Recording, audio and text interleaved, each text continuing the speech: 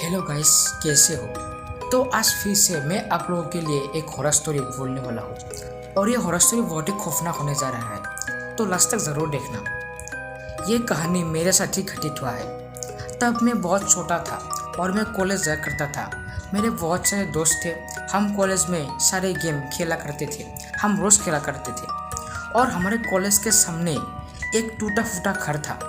गांव के लोग कहा करते थे कि उस घर के सारे लोग फांसी देकर मर गए। तब से वो घर बहुत ही फुटिया बन गया और वो घर देखने में भी बहुत ही खौफनाक था, क्योंकि उस घर में कोई नहीं रहता था और सारे दरवाजे और खिड़की टूटे फूटे थे। लेकिन हम लोग इन बातों पर ज़्यादा ध्यान नहीं देते थे, क्योंकि तब तो हम छोटे बच्चे थे और हम सिर्फ गेम खेला करते थे।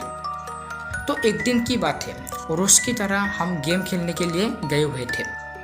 तभी हम फुटबॉल खेल रहे थे, लेकिन हमारे एक दोस्त ने उस फुटबॉल को उस घर की तरफ मार दिया और वो फुटबॉल उस घर के दरवाजे के सामने गिर पड़ा।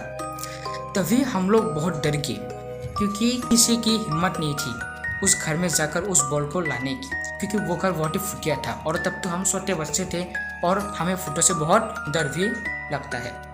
तो मैंने कहा कि बॉल तो लाना ही पड़ेगा, क्योंकि गेम खेलने के लिए बॉल हमें चाहिए।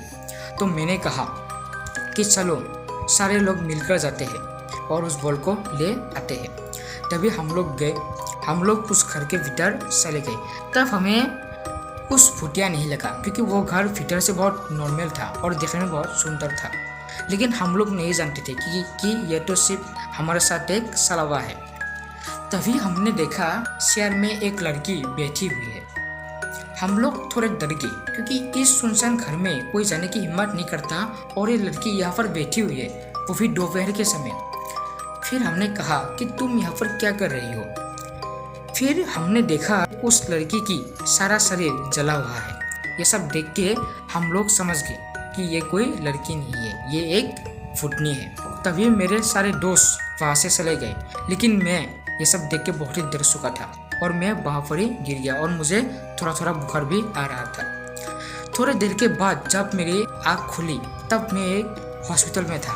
वहाँ पर मेरे सारे दोस्त और माँ और पापा भी थे और उन लोग को ये बात पता चल गई थी कि मैं उस घर में गया हुआ था। तब माँ और पापा मुझे डांटने लगे, क्योंकि वो दोनों पहले से ही कहते आ रहे थे कि उस घर में कभी मत जाना, क्योंकि वो घर एक फुटिया घर है, वहाँ पर भूत रहते हैं।